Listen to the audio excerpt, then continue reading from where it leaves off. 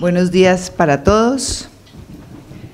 Bonjour à tous, Madame la ministre de la Culture, Monsieur l'ambassadeur de la Colombie en France, Monsieur le président de l'Institut français, Madame la présidente d'Accès, Monsieur le directeur du livre et de la lecture du ministère de la Culture, Monsieur l'ambassadeur de la République française en Colombie, Monsieur le président de la Maison de l'Amérique latine, Madame la commissaire de l'année France-Colombie, Mesdames et Messieurs les fonctionnaires des ambassades, Mesdames et Messieurs, chers amis, je vous suis extrêmement reconnaissante de cette occasion qui m'est donnée de pouvoir vous parler d'un sujet qui me passionne, à savoir la petite enfance, dans le cadre de la diversité culturelle colombienne.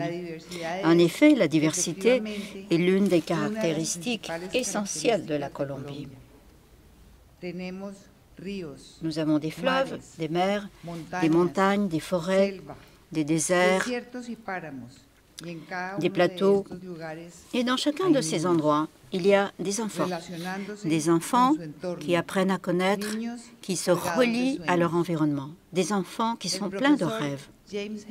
Le professeur James Heckman, prix Nobel de l'économie, a dit que tout ce que l'on peut faire pour un enfant, depuis la grossesse jusqu'à ses premières 5 années de vie, tout ce qu'on peut faire pour cet enfant sera rendu à la société en termes de progrès et de justice sociale.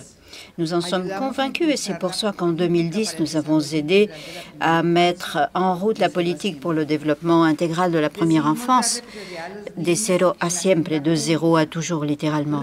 Nous avons décidé de donner la priorité aux enfants dans l'agenda des activités publiques, des actions publiques, car nous savons que la qualité de la vie dans les premières années d'une personne est enfin déterminante pour l'avenir du pays tout entier. Nous avons créé cette politique en articulation avec les familles et bien entendu avec les enfants eux-mêmes, qui sont l'axe essentiel de notre action. Mais cela a été également construit à partir de la notion de collectivité, avec la participation de nombreux acteurs, la société civile, bien entendu, les universités, la coopération. Et c'est pour cela qu'il a été très important de ne jamais perdre de vue notre environnement, notre contexte qui est multiethnique et multiculturel. Les enfants ont des façons très particulières de s'approprier leur environnement. Il y a des enfants qui font leurs premiers pas sur la plage. D'autres sont dans des montagnes froides, très élevées. D'autres dorment dans des hamacs avec leurs parents pendant plusieurs années. D'autres dans des berceaux, tout seuls. D'autres jouent tout seuls, en silence, avec des cannes à pêche. Et encore d'autres chantent à plein poumon avec les grenouilles de l'Amazone. Et le respect de la diversité conduit au respect de la vie. Et cette énorme diversité de populations, de paysages, d'histoires, de connaissances ancestrales dont la Colombie est riche, tout cela nous a permis de comprendre que la cohésion sociale est fondée sur l'harmonie entre les différentes façons de percevoir et de vivre la vie. C'est ainsi que la participation et la pluriculturalité sont les principes de base qui nous ont guidés lorsque nous cherchons à nous mettre en rapport avec les différents acteurs qui participent à la vie des enfants. Et c'est à partir de cette base, reconnaissance, hommage à la diversité, c'est ainsi que nous avons conçu tout notre travail de soins de la petite enfance.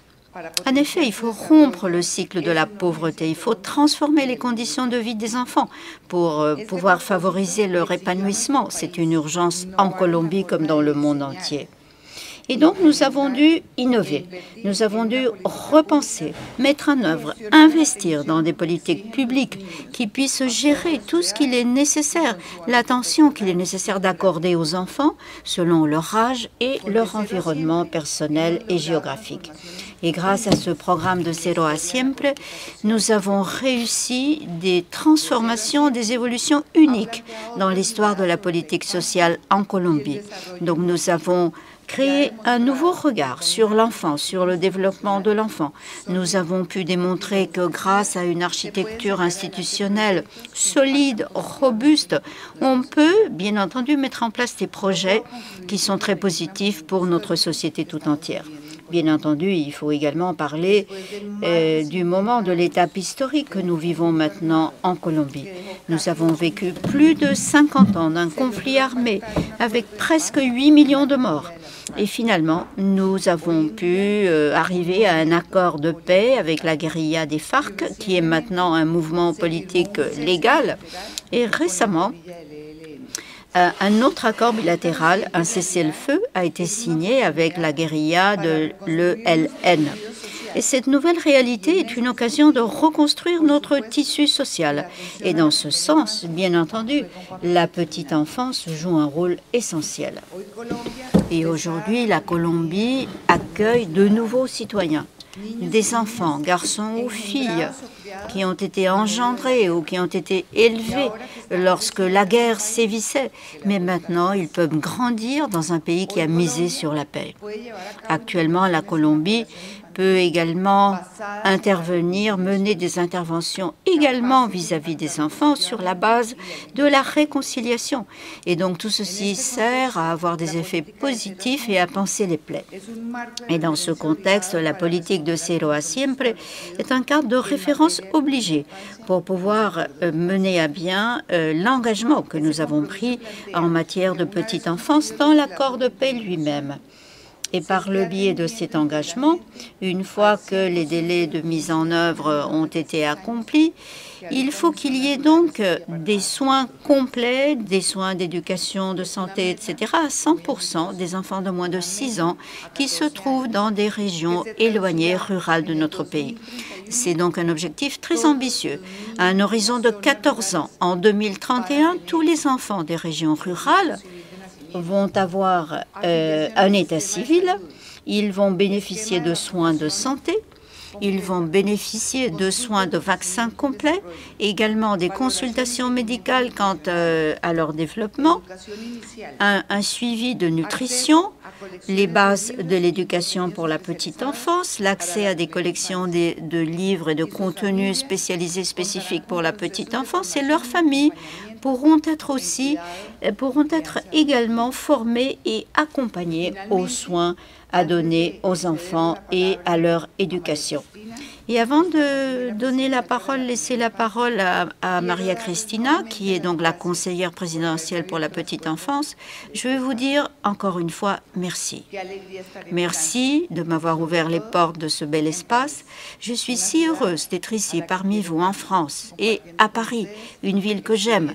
Quelle joie de pouvoir partager avec vous nos aspirations et nos espoirs. Et je voudrais citer Juan Manuel, avec des mots que je ressens profondément. Et j'espère qu'il en sera de même pour vous. Je le cite. Des rencontres comme celle-ci nous rappellent que nous ne sommes qu'un, à savoir au-delà des nuances, au-delà des différences, nous sommes un seul peuple, une seule race. Et notre peuple s'appelle le monde. Et notre race s'appelle l'humanité. Merci beaucoup.